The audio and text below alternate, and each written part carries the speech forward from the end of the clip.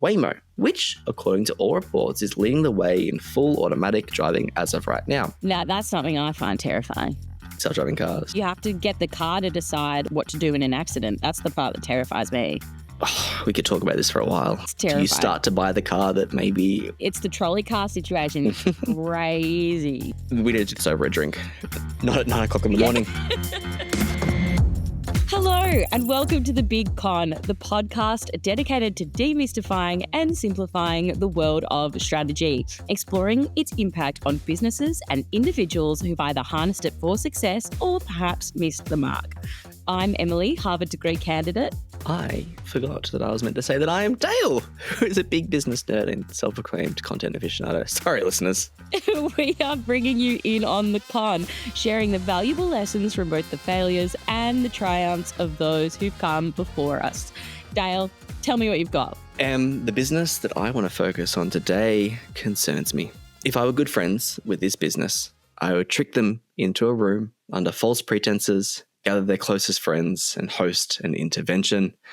Oh my God. It's a business whose products I, and most of society, if I'm honest, use daily. And simultaneously, I have very negative feelings about one of their critical products due to my love of their competitor.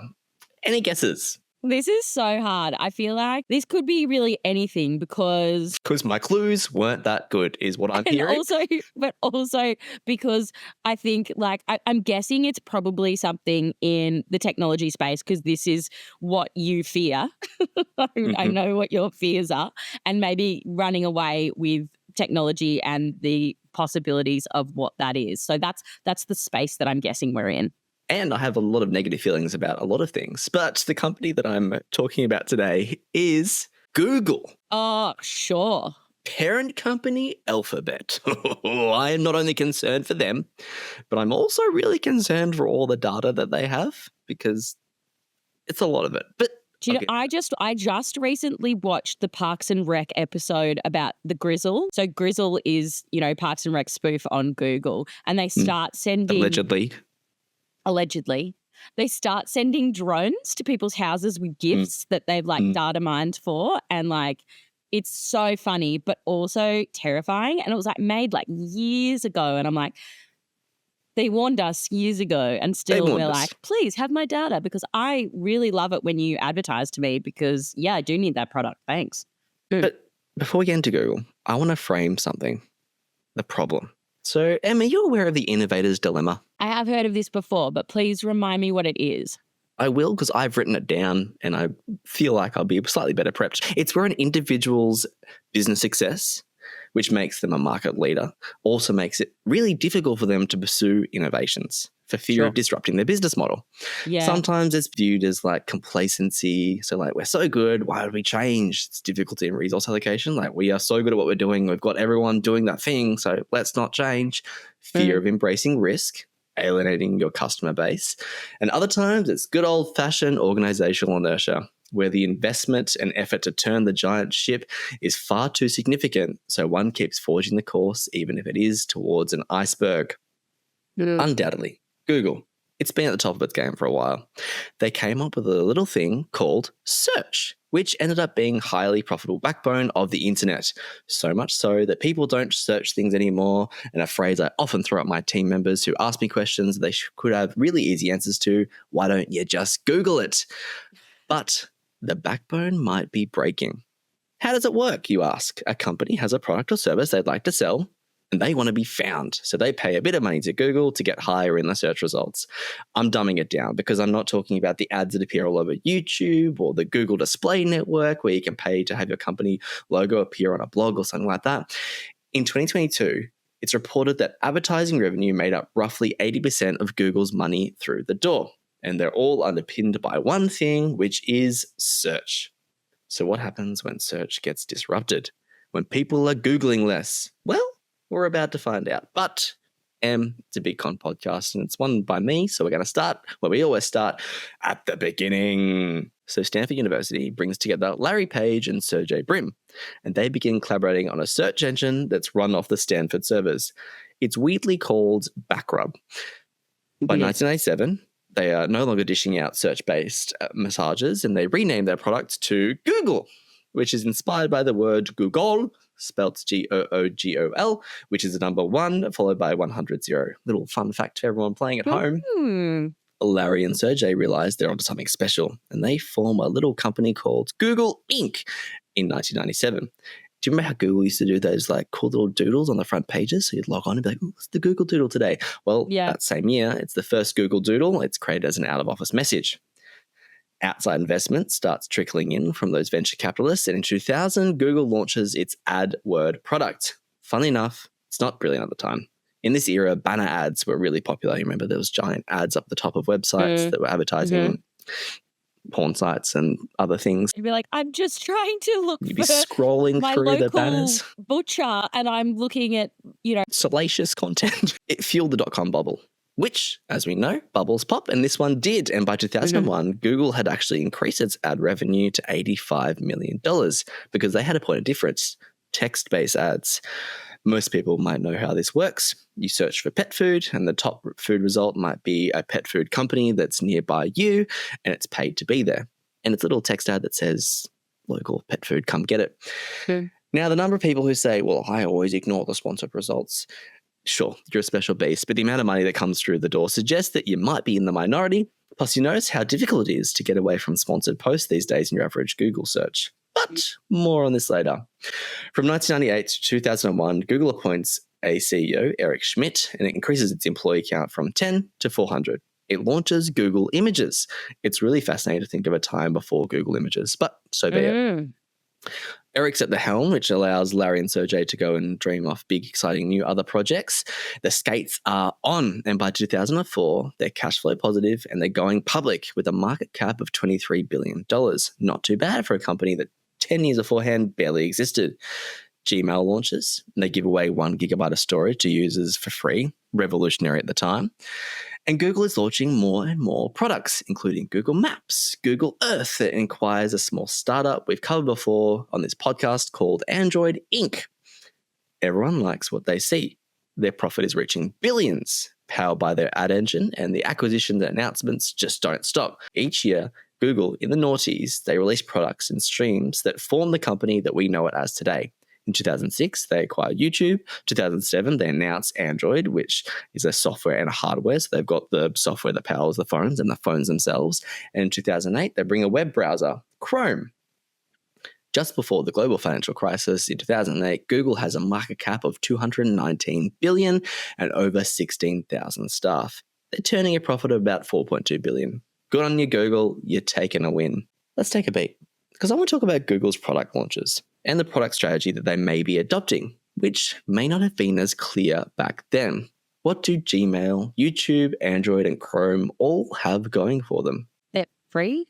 It's free. Well done. And a terrifying lesson that the citizens of Pawnee learned, and also us, if the product is free, then unfortunately, you're actually the product.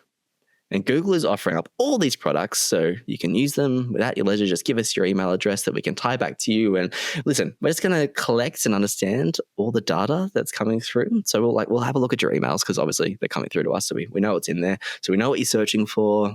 We know what websites you're going to. We know what videos you're watching, etc., etc. These things can then be turned back into the ad business to make it more profitable and more valuable. Rapacious data thief has been used in tech commentary blogs since 2019 to describe Google, and I find it hard to disagree. They're hoovering up so much data, indexing it so it can be searched, and spitting it right back out to an ad for a health supplement or a financial seminar advertisement. But if I'm going to get ads, hey, at least they're tailored to me, although there have been far too many erectile dysfunction ads lately. I'll give Google credit. They tried to diversify, including launching a social media competitor in Google+, which sucked and was later killed. They launched Google Glass, also sucked and was killed. He acquired a company called Motorola Mobility for $12.5 billion and was like, not working. They gave virtual reality a whirl with Google Cardboard, which is quite literally a piece of cardboard that you strap to your head and chuck your phone in. Scrapped. They gave cloud gaming a whirl with Stadia, where you can play really good high-end games on really low-end machines, even your phone. You just needed a good internet connection. Again, scrapped. You get the theme. 2015 comes, and it's time for Google to grow up. They reorganized under a holding company called Alphabet. And Sundar Pichai, a McKinsey graduate, took the CEO position, one he still holds today at the time of recording this episode.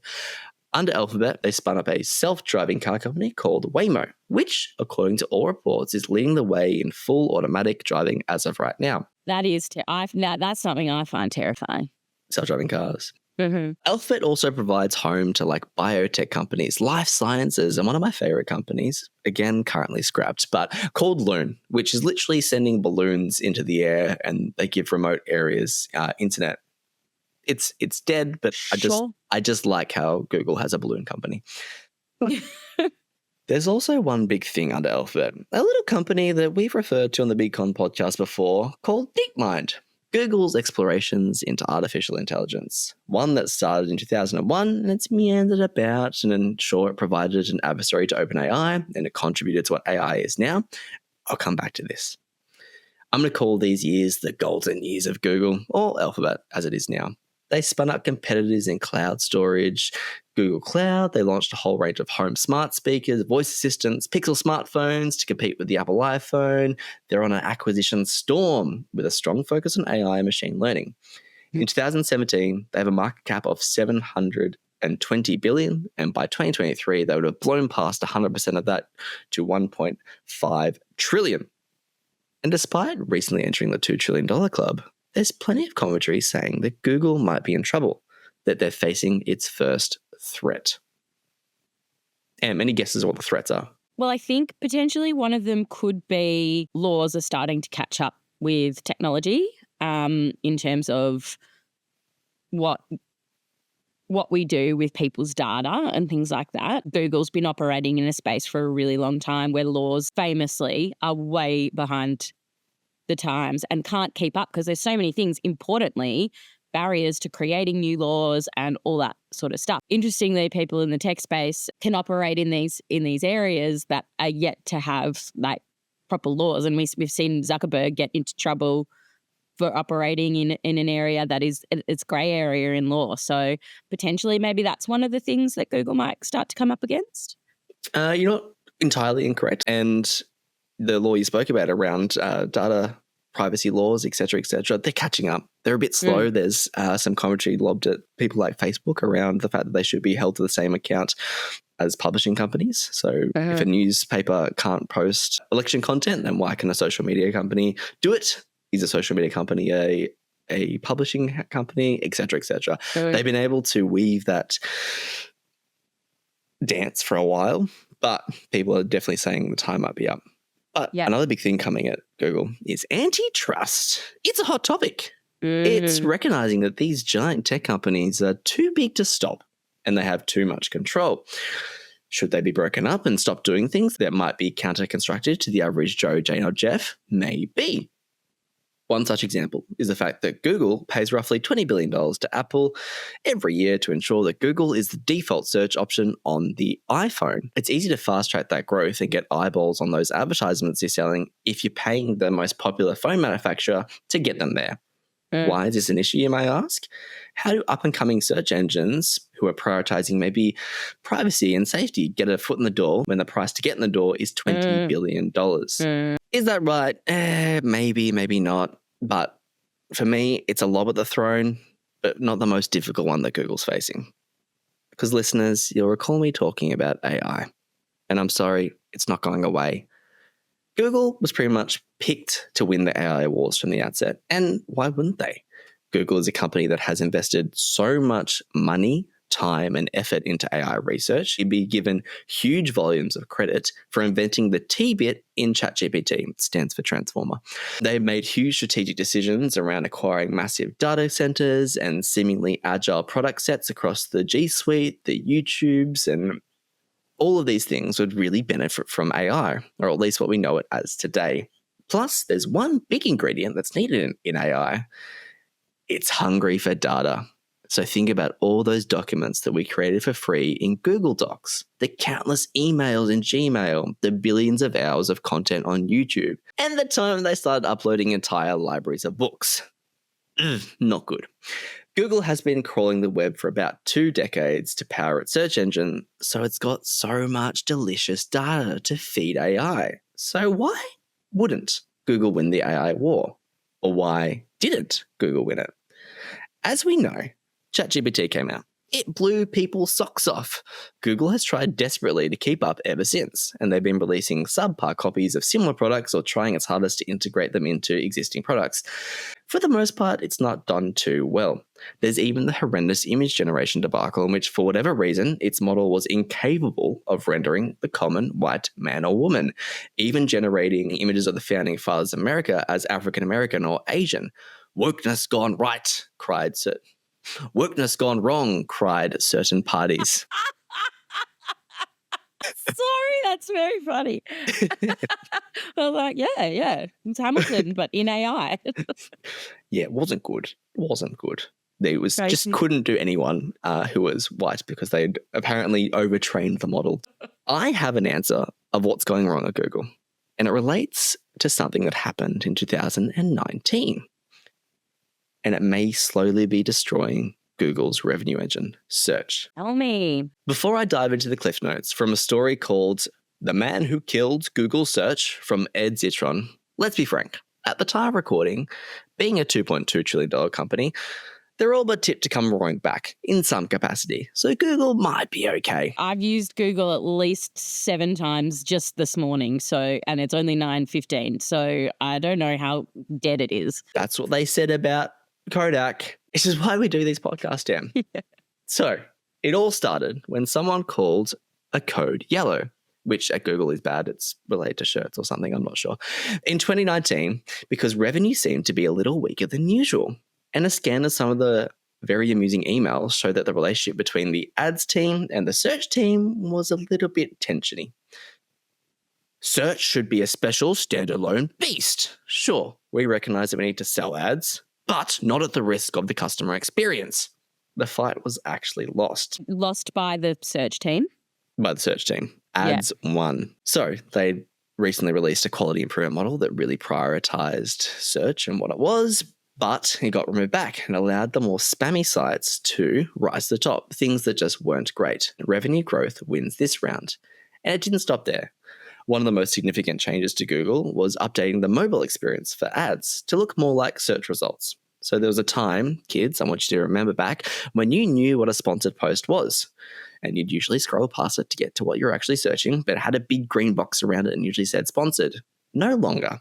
The blur between ads and accurate search results continues to get a little bit fuzzy. Yeah, there's just like a tiny little grey word that just says sponsored. If that. The head of search is moved to another role, and the bloke from Yahoo was hired to take the lead. The decline in user experience reportedly continues, focusing on SEO-driven content and ads rather than good quality websites. Now, SEO, search engine optimization, it's where you do certain things in your website to make sure that Google goes, oh, that's a good website. It's a high-quality website. Probably what people are searching for. I'm going to put that to the top. Quick aside, though.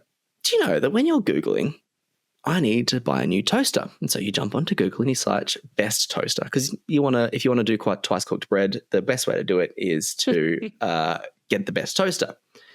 So but what you're getting, the results you're going to get aren't actually results of the best toaster. It's just the website with the best SEO about best toasters. And there's evidence to suggest this. The tech website Verge proved this recently with an absolute drivel of a post titled Best Printer 2024, Best Printer for Home Use, Office Use, Printing Labels, Printer for School, Homework Printer, You Are a Printer, We Are All Printers. It was aimed to tickle the algorithm and go, oh, hang on, I need a new printer. Clearly I'll put these search terms on. And it worked. Search is a mess. And it means that it's becoming less usable, which ultimately impacts the internet more broadly. But I digress. To put simply, profit was the focus to the detriment of innovation and customer experience. Not good. I have an update on the Google search debacle. Tell me about it. They saw that search was in trouble, but also gone to the fact of putting AI into their search products. But it's gone horribly, horribly wrong. Oh, no. So I want to read out some of the responses that are coming from Google's AI search. They've already come in and said, oh, we're working on it. Listen, sure, we got some things wrong. Thank you. We're addressing the areas. We got some things wrong.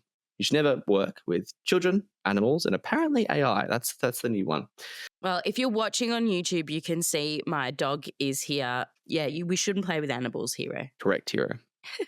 Some user typed in food names that end with me. And so the AI overview came back and said, oh, you must mean peanum, buttum, jockum, and cream of Kentcut.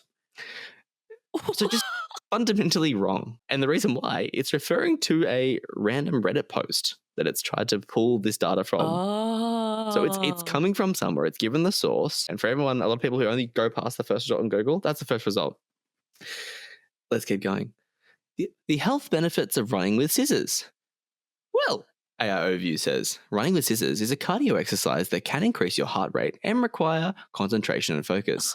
Some say it can also improve your pause and give you strength. It continues. This is not great. Smoking while pregnant. Doctors recommend smoking 2 to 3 cigarettes per day during pregnancy. Wait, with the smoking one, I can't figure that out. Like, they must have ignored millions of results that say something else. Stem cell knees is the next one someone searched for. Stem cell therapy is a non-surgical procedure that involves injecting a patient's own stem cells into the knee to stimulate the body to repair damaged tissue. The procedure can help chronic knee pain caused by ligament, cartilage, or tendon injury, as well as osteoarthritis. And it refers to 2 random articles. Again, completely incorrect. Now, this last one. I don't know enough about stem cell knee to be able to go. Which that's the problem, isn't it? Yeah. Someone might be like, well, I heard it. Yeah. I heard it. It's on the Google. Now, this one is potentially being debunked and may potentially be fake. But I think it raises a good point around what this is doing. Someone typed in, I'm feeling depressed. AI overview allegedly said, there are many things you can try to deal with your depression. One Reddit user suggests jumping off the Golden Gate Bridge. Here are some other suggestions for coping with depression. Stay connected, keep in touch with friends, family, and socialize. Now, I think what this does is draw a point between the fact that the sources this information is coming from is not always the best. And sorry, my jaw is on the floor. I am. Again, this has been perhaps debunked, but multiple news sites have reported it as fact. So whether or not this is true or not, it does illustrate the point that perhaps they should not be adding something in that is still wildly untested. The problem with these predictive models is they do not know how to be wrong. They don't know how to say, I don't know. They're a predictive model and they're never going to predict they don't know anything. They're just going to put words in front of the next word so that they can come up with an answer. They're just like a really, really confident human who perhaps should shut their mouth and go get some better sources. We all went to school with one of them. I may have been accused of being one every now and then. So my question, can Google recover from this? Is this just them in a cage back up against a wall? Should I stop waking up in a cold sweat at night about our favourite little data thief? Maybe. But let's take a break and discuss your thoughts. We are back. Will Google be okay? And for the most part, people are saying, sure, how could they not be? They've got a track record of success and they're still at this giant revenue engine and people are still going to need ads in a capitalist society. So in theory, they're just it's the quiet before the storm for Google. I know you said, can they recover? I don't think recovery is their game at the moment because I don't think they have anything to recover from yet. In a business, I think there'd be different ways that you would approach recovery to how you would approach prevention. And I think we're at the prevention stage still, not recovery stage. I think one of the things about Google is it is something that is so integrated into how we function as a society globally that it's going to be really hard to take down. I think they're so integrated into the world. Traditionally, institutions like that are only taken down by serious social movements. So something that could possibly take Google down is if we as a culture reject Google. Something that I can maybe tie it to would be coal coal mining and coal power. Mhm. So it's something that was so integrated into our society because it's how we functioned. We needed it. We lived off of it. There was no alternative. That's what we used.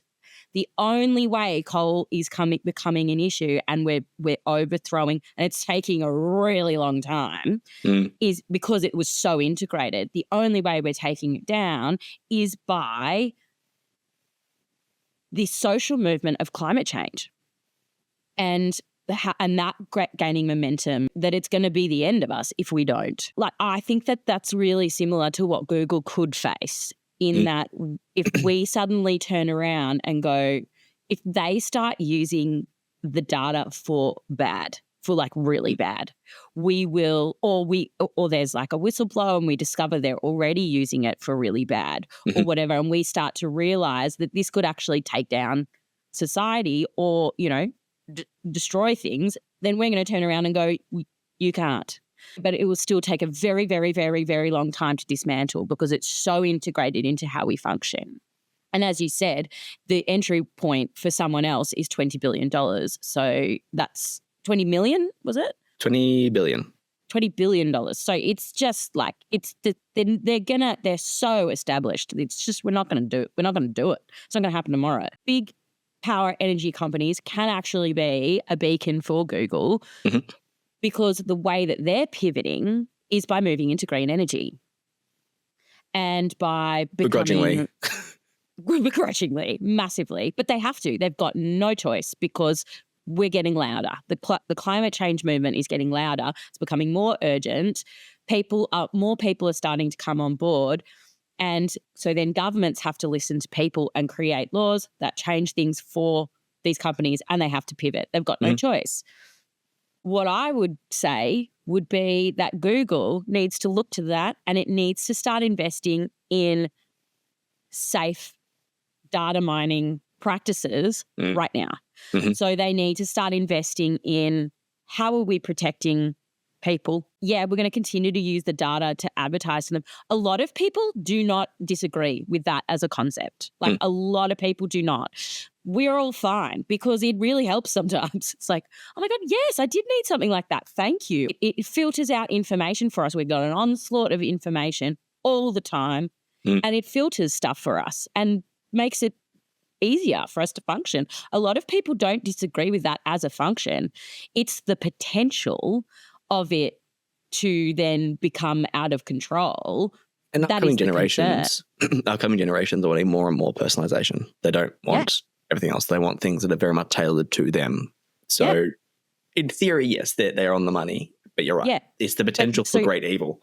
Yes. And so I think Google, to avoid a movement against them, need to start looking into, and like, you know, who am I to tell bloody Google what to do? That's why we have this podcast, Em, to tell big companies what they should do. Feels a bit different when you're talking to Google, you know what I mean? But like, you know, I would say, like, you cost so much money, dude. Like, you can, and it's not hard to see that the writing is on the wall and it's coming, and it's not coming tomorrow. We're going to take ages. We can't function. We will take ages. You're way faster than us. So use that to your advantage. You're way faster than society. So use that to your advantage. Start investing in focus groups, workshops, engaging governments, engaging like people to start working on safe practices for data mining and make it so that people are confident in what you're doing. I don't see, but I'm an outsider, because I can't see how that would impact their business model, because at the moment their business model is working for us just fine. So we're not saying stop doing what you do, stop advertising to us, stop doing that. We're not saying that. We're saying we're worried about what you can do with all our data. So give us a little bit of comfort, and then we'll continue to buy into you forever. So I think that could be a really good place to start. For me, it's their products. That's where I find it really interesting, is that obviously if Google brings out another product, you trust it because of the Google brand. But Google's getting a bit of a stinky reputation around some of their products because they put them up and they take them down. They discontinue and I don't use Google products at all. Like I don't have other anything. than Google, other than their core products, I don't use much of them. No. I use Google, YouTube. I use all their web-based stuff. Correct. But everything else, I am I have a very Chromecast. nonplussed about. I have a Chromecast, but it's kind of shit. Like I kind of more want to update my TV than but that was cheaper, but it's not great. It's glitchy. Like, it's fine.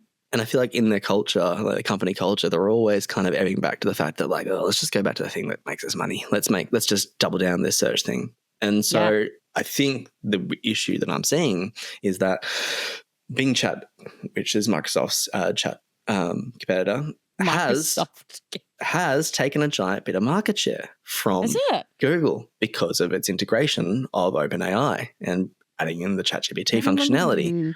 And so I think the idea is that Google was seen caught with its pants down effectively. They were They were meant to hit the AI storm and hit it running, and then all of a sudden they weren't. And Microsoft, who no one thought they'd innovate, they can't even innovate on a word processor, which we've covered multiple times on this show. It's a real bugbear of mine, man. But they come out and they've gone, cool, we've got AI in all our products. You didn't think we'd do this. And people are starting to look over there and go, oh, well, I don't think Microsoft's stealing all our data. Maybe they look all right at the moment. And so there is some people who are considering the tried and established Microsoft, who has that kind of establishment basis in terms of the operating system. And to be fair, Microsoft does have an excellent reputation for security. Correct.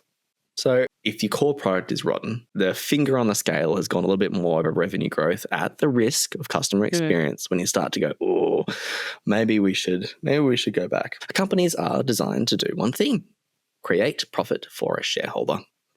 Yeah. And for the people who own them, to make the people more rich in that company so the company can succeed. My fear is that a point at which Google they're back up against a wall, they're in strife, what negative things may they start needing to do to maintain relevance, to ensure they're still good, considering they're sitting on mountains and mountains of data to remain relevant.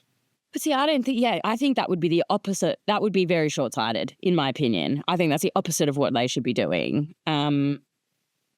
Again, I don't own Google, so what do I know? But like, I genuinely think that we are, and we've talked about this before, we are moving towards a society that is calling out bad behavior, that is wanting to become more ethical, wanting to become more inclusive, wanting to become more green. If you pivot to be worse, you're going to, then that's the only way Bing gets that foot in the door. It's the only way. Because otherwise I'll just continue to use Google because it's on my browser. I paid $20 billion to be there. So Google, exactly. We love you. We care about you. We want you to be safe. But the main thing you need to look after at the moment is your reputation. Stop going to the dingy clubs. Start focusing on what works and stop stuffing around with your product.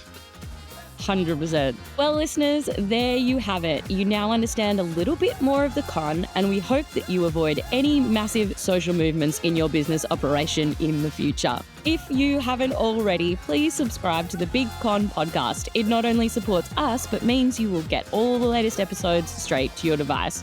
Do not keep all the fun to yourself. Either share the con around with your mother, with your aunt, or your best friend's brother, and tell them to check us out on all their favourite podcast apps.